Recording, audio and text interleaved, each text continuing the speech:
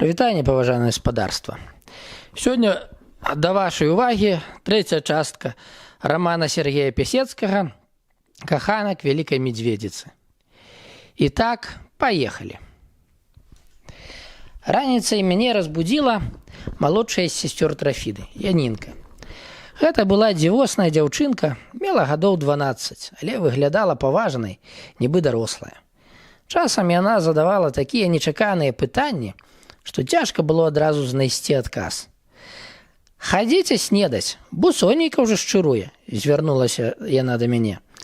Я папрасіў яе, каб прынесла ручнік і мыла, а затым пайшоў агародамі да рачулкі. Дзяўчынка цягнулася за мной. «Ідзі да хаты, я зараз прыйду». «А я тут пасяджу. Я не буду глядзець. Гэта мяне ўвогуле не цікавіць. Юзік мяне ніколі не гоніць. Гэта недобра крыўдзіць меншых». «Сядзі, сядзі. Якая ты яшчэ неразумная. Гэта і добра. Каб усе былі мудрымі, дык павар'яцелі б». Пакінуўшы дзяўчынку пад вярбой, я пайшоў уніз па плыні рэчкі. Выкупаўся і вярнуўся назад. Янінка дрэпала побач. Праз хвіліну я пачуў: «Гелька сказала, што вы бедны». «Чаму?» «Бо не маеце ні мамы, ні брата, ні сястры. Але ў мяне ёсць Юзік». «Ну так, але сястры не маеце». «У мяне ёсць ты». Хвілінку падумаўшы, сказала: «Але вы мяне не кахаеце». «Бо ты малая і неразумная. Калі вырасцеш, буду кахаць цябе.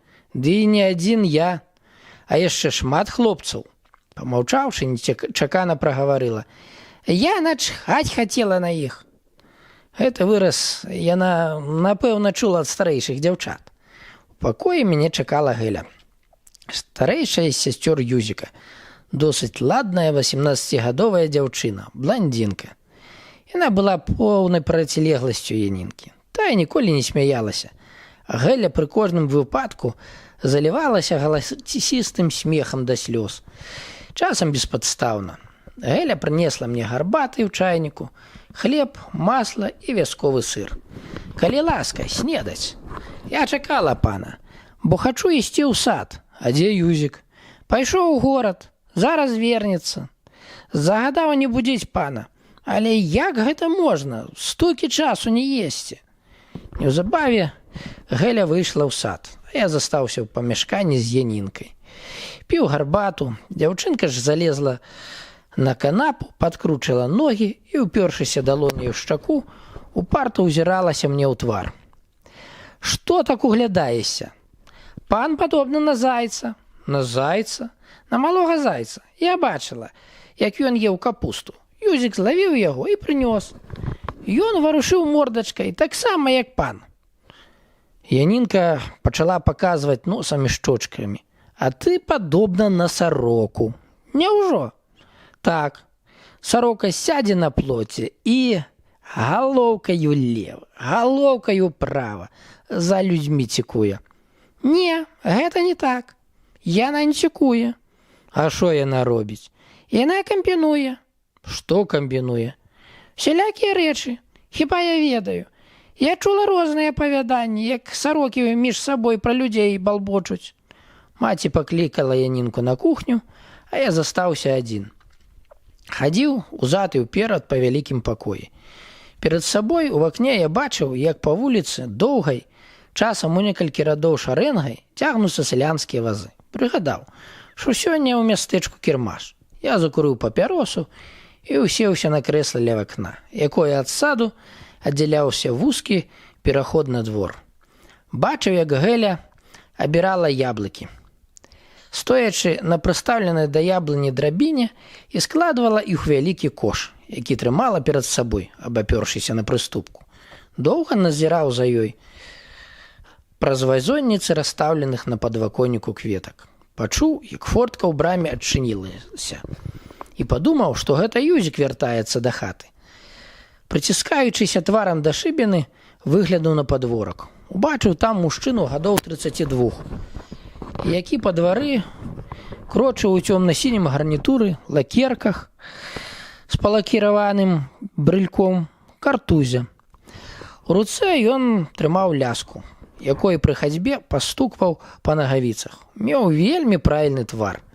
Яго ўпрыгожвалі чорныя вусікі, але псавалі вочы, якія зіркалі па баках. «Што за цаца?» – падумаў я. Тады я не здагадаўся, што гэты чалавек у будучым зробіць шмат прыкрых спраў мне і маім сябрам. З нейкай камічнай грацыяй, адначасова галавой, картузам і ляскай, незнаёмы схіліўся перад Геляй і штосьці сказаў. Дзяўчына павярнула да яго галаву. Яе твар расквітнеў вясёлай усмешкай. Мне зрабілася прыкра. Хоць не быў закаханы ў Гелю, але палюбіў яе, як сястру свайго сябра і як сімпатычную дзяўчыну.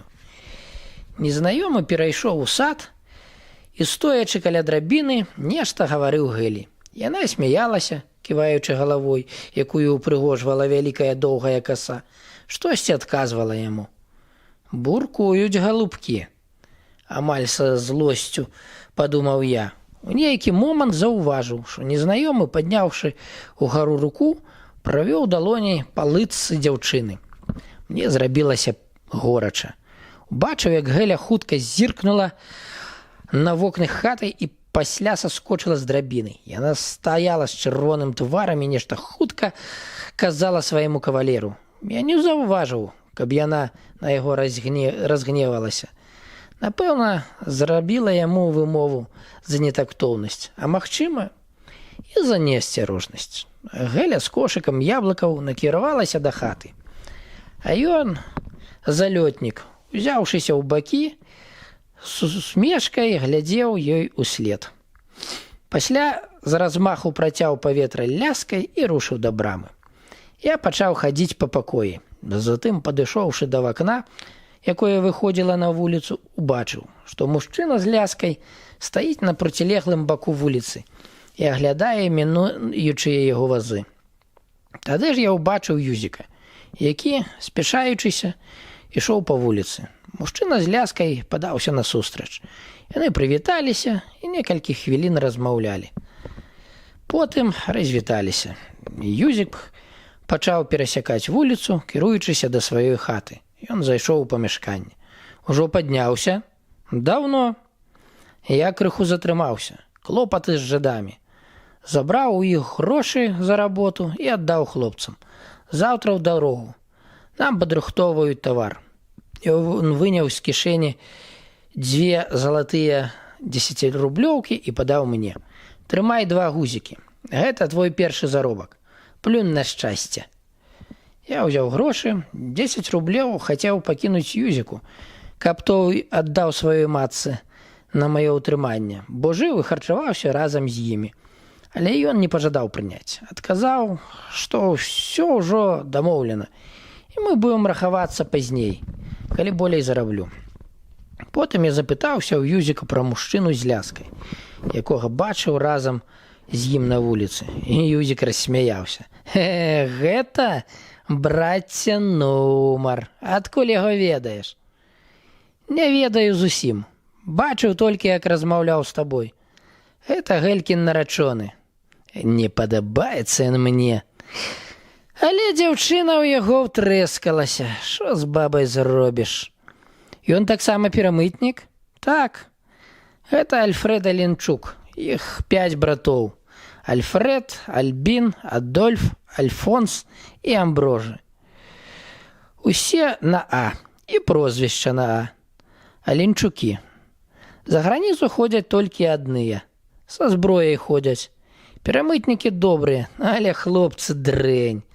Задзіраюць насы, халеры. І іншых хлопцаў за нішто маюць. У вялікіх паноў гуляюць, а ногі дзёгцем смярдзяць. Іх дзед смалакурню меў, а бацька дзёгцем і вупражжу гандляваў. Ну, няхай іх сабака задзярэ. Ідём на рынак, трэба табе боты купіць. Я ўзяў шапку, і мы выйшлі з памяшкання на вуліцу.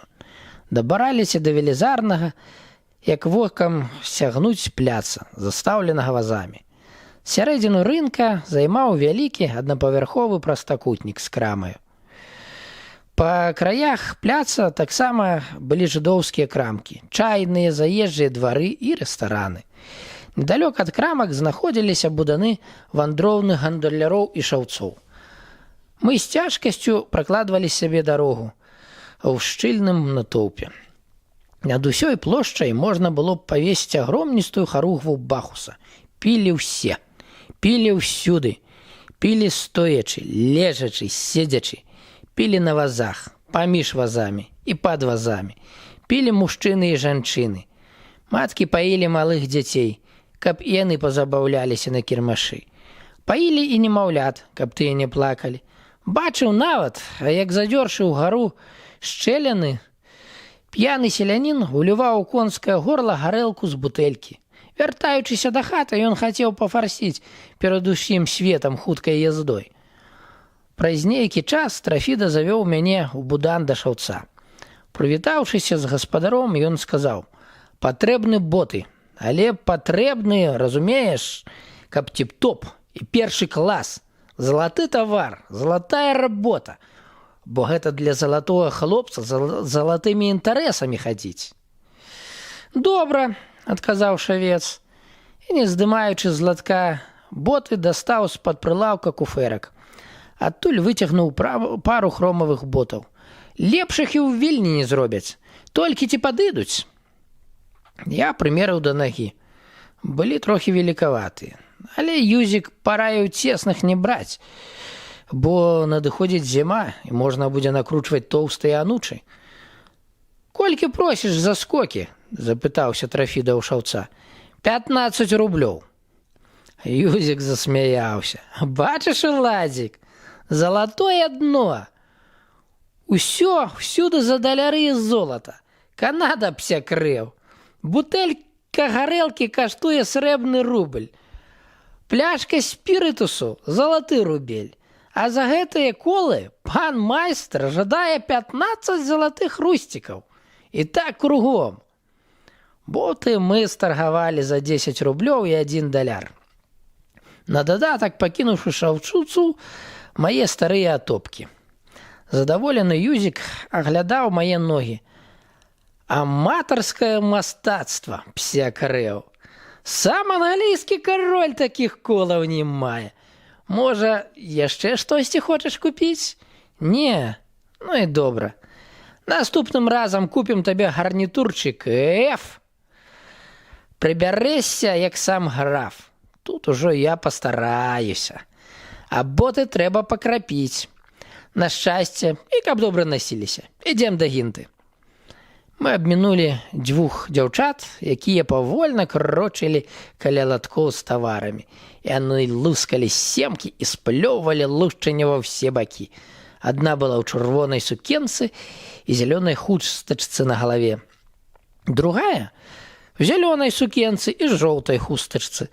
У руках неслі вялікія скураныя сумкі з бліскаючымі никеліраванымі замкамі. Дзяўчаты занадта смела, амаль з выклікам зірнулі на нас.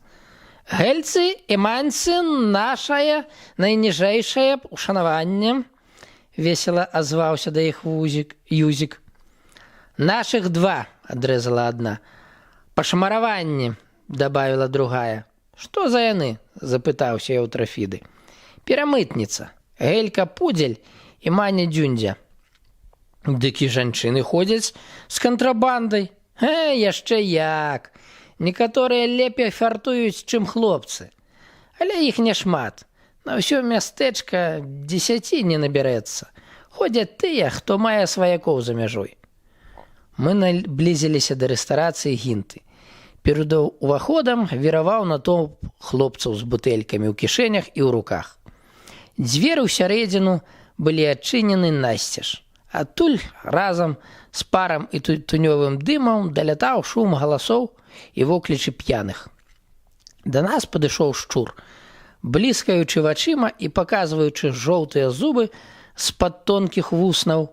Ён халоднымі касцістымі пальцамі націснуў нашыя далоні і, сплёўваючы праз зубы на боты сялян, якія праходзілі побач нас, запытаў: Да гінтулькі ці що? Так, і я з вами. Шчур выглядаў дзікавата.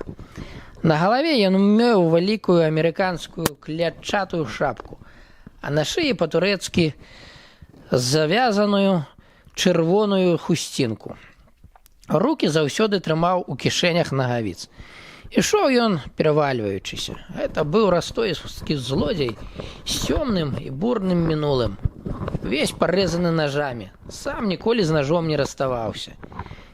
Ні разу не прамінуў ніводнай бойкі, нават заведама прайгранай. Мы ступілі на патанаючы ў балоце падворак і праз цёмныя, жахліва смуродныя сенцы апынуліся ў вялікім пакоі. Спачатку нічога не мог разгледзець. Усё знікла ў густым тутунёвым дыме. А пазней ужо я заўважыў некалькі столікаў з людзьмі.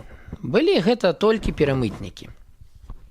Неспадзявана на процілеглым канцы залы зайграў гармонік, напаўняючы пакой гукамі старога расійскага марша. Гэтак гарманіст Антось, малады чалавек неакрэсленага ўзросту, з зелянаватым тварам і раскудлачанымі ва ўсе бакі валасамі, прывітаў уваход Трафіды. «Здароў, хлапцы!» – выгукнуў Юзік, абыходзячы столікі, вітаючыся з прысутнымі. Антосю ён кінуў залатую 5-рублёўку.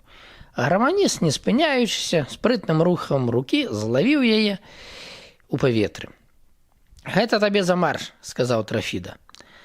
Па яго прыкладу я абышоў столікі, паціскаючы рукі перамытнікам. Далоню маманта не здолеў абхапіць. Той жа не сціскаў яе, відавочна баючыся, каб не пашкодзіць маю руку.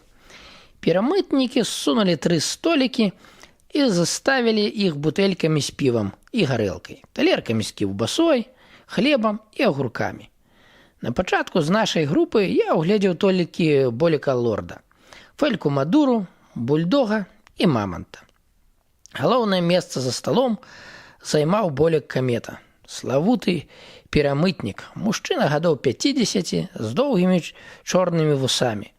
Это быў вядомы на ўсё пагранічча п'яніца і гуляка. Пазней я даведаўся, што мянушку Камета той атрымаў вось з якой нагоды. Калі ў 1912 годзе на зямлю ішла камета Галея і меўся адбыцца канец свету, ён на гэтай падставе прапіў і прагуляў усю сваю гаспадарку. Каля яго сядзеў кітаец, высокі, худы хлапец, з жоўтым абліччам і прыгожымі, крыху раскосымі вачыма. Было яшчэ некалькі хлопцаў, але я пазнаёміўся з імі бліжэй праз некаторы час. «Кажу і сцвярджаю», – гаварыў Камета, вылупліваючы вочы і рухаючы вусамі, «хто не п'е, той не жыве, а гніе». «Мудра», – ухваліў лорд, ударам аб калені, выбіваючы коркі адразу з 2 бутэлек. Наліў гарэлку да палавіны шклянак. Мамант, штосьці мармучачы і нахіляючы на бок галаву, прысунуў да сябе шклянку і асцярожна выпіў, нібы баючыся скрышыць у ручцы шкло. Выпіў гарэлку, хукнуў у паветра, а пасля падміргнуў мне і нешта буркнуў. Я ніколі не чуў, каб мамант казаў больш, чым адзін сказ. Звычайна абмяжоўваўся адным словам альбо жэстам рукі і падміргваннем вока. «Ведаеце, хлапцы», – адгукнуўся кітаец, «што мне сказаў Фэлік Мадура?» «Што камбінуе, як венік з'есці?» – ляпнуў Бульдог. «Не. Ён адказаў, што гусь – найдурнейшая птушка на свеце». «З чаго раптам?» – рухам далоні і узнятым угару брывамі запытаўся мамант. «Бо адной замала, а 2 зашмат. Курэй, качак заўсёды можна дапасаваць. Мала 2, з'еш 3, мала 3, упрэш 4, а з гусямі горш». «Напэўна, ты памыліўся», – прагаварыў шчур. «Мусіць, гаворка ішла не пра птушкі, а пра цялушкі.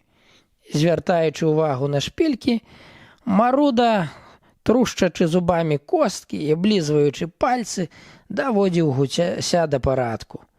Болек-лорд выконваў абавязкі гаспадара. Ён прыносіў з буфета гарэлку і закуску, ліваў шклянкі гарэлкай і півам і, як умеў, бавіў хлапцоў. Не забываўся ён і пра музыку. Заносячы час ад часу Антосю гарэлку ў шклянцы і закуску. Набліжаючыся да яго, праспяваў. А насупраць пан Антоні, рыб-тюм, рыб-тюм на гармоні, іп там турлю, ім там турлю, ім там турлю, уха-ха. Антось прыпыняў гранне, браў шклянку, выпіваў адным духам гарэлку і, абапёршыся локцямі на гармонік, пачынаў прыкусваць.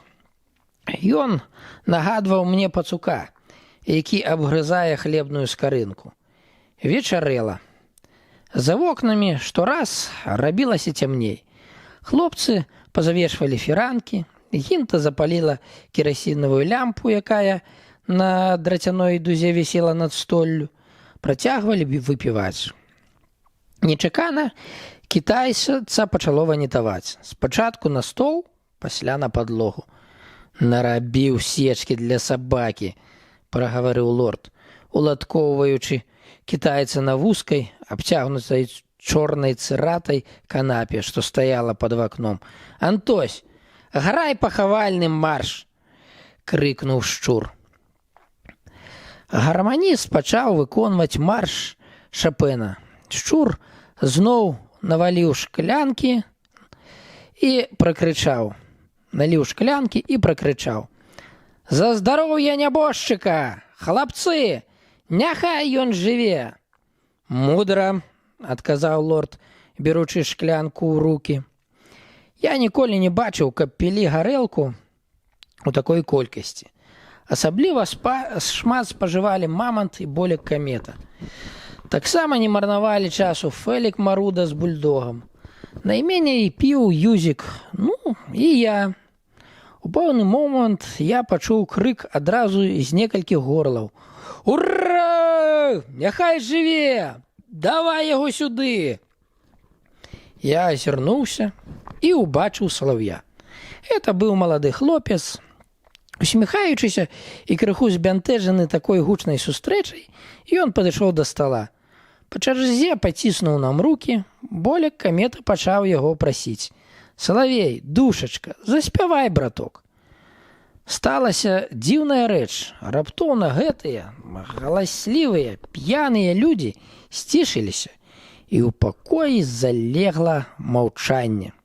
З суседняга пакоя адчыніла дзверы ўстрывожаная Гінта, але, пераканаўшыся, што ўсё ў парадку, зноў іх прымкнула. Хлопец з хвіліну стаяў нерухома пасярэдзіне пакоя, а затым зацягнуў песню перамытнікаў ціхім, крыху дрыжачым голасам, які паступова набіраў моц і пачуццё. «Пайшлі хлопцы на работу, дзяўчаты смуткуюць, днём і ноччу всю мяркуюць, ці назад прыбудуць». Салавей падняў угару вочы. Сум і стрыманая скарга гучалі ў яго голасе. Я адчуў, як у мяне па плячах і па галаве пабеглі мурашы. У пакоі я нічога не бачыў, акрамя дзівосных вачэй салаўя, і кожнай клеткай сваёй душы адчуваў пранікнёны матыў песні. Калі салавей скончыў спяваць, усе доўга маўчалі. Паглядзеўшы на маманта, я ўбачыў, што па яго няроўных, шэрых, нябыта вычасаных з каменя шчоках цяклі слёзы. Пачуўся голас шчура. «Гэта пся крэў!» «Салавей, дарагі!» Выцягнуўшы да яго рукі, казаў болек камета. «Спявай, душачка, яшчэ спявай! Злітуйся, Божа, спявай!» «Дайце яму перадыхнуць!» – вымавіў лорд. «Тонік, – крикнуў ён Антону. «Грай на перамену дунайскія хвалі». Антон зайграў вальс. А лорд, усадзіўшы за стол салаўя, паіў яго гарэлкай. А я, прыгледзеўшыся да перамытніка, у яго былі дзіцячыя вочы. Лёгкая усмешка блукала па ягоных вуснах. Ён ствараў уражанне незвычайнага перамытніка, а пераапранутага каралевіча. Падумалася, можа, недзе ёсць каралевічы з тоўстымі шчокамі, з тупымі позіркамі вачэй, з брыдкімі вуснамі. Крыху пазней салавей зацягнуў іншую, больш вясёлую пагранічную песню. «Хлопцы, кажу і сцвярджаю, што калі я не вып'ю падвоеную, дык маё сэрца разарвецца», – прагаварыў Камета пасля таго, як салавей скончыў песню. «Маруда», – адгукнуўся лорд, наліваючы амаль поўныя шклянкі. У нейкі момант я заўважыў, як мамант, выняўшы з кішэні гімнасцёркі 20-даляровы банкнот і, сыпануўшы, всунуў яго салаўю. Той паглядзеў здзіўлена на грошы і адкінуў іх на стол. «Чаго ты? Навошта? Я не хочу, бо не буду спяваць. Забяры грошы», – адрывіста прагаварыў Юзік. Трафіда маманту. «Гэта савой хлопец, сам фартуе. За грошы ён не спявае». З цяжкасцю падняўшыся з месца, мамант узяў са стала банкнот і аддаў яго гарманісту. Антось з абыякавым выглядам сунуў грошы ў кішэню і нават не падзякаваў. Для яго гэта не мела ніякага значэння. Іграў бы і без аплаты. А галоўнае, абы навокал быў смех, воклічы, каб плюхала ў шклянках гарэлка, каб усе былі вясёлыя. Юзік меўся пайсці да гандляра і запытаўся ў мяне: «Патрапіш сам да хаты?» «Чаму ж не? Патраплю». «Добра тады. Ты тут нічога не павінен, я за ўсё заплаціў». Развітаўшыся з сябрамі, Трафіда выйшаў з салона. Забава не спынялася. Я быў уже зусім п'яны. Мне зрабілася вельмі горача і весела. Я піў, еў, смяяўся, слухаў песні салаўя.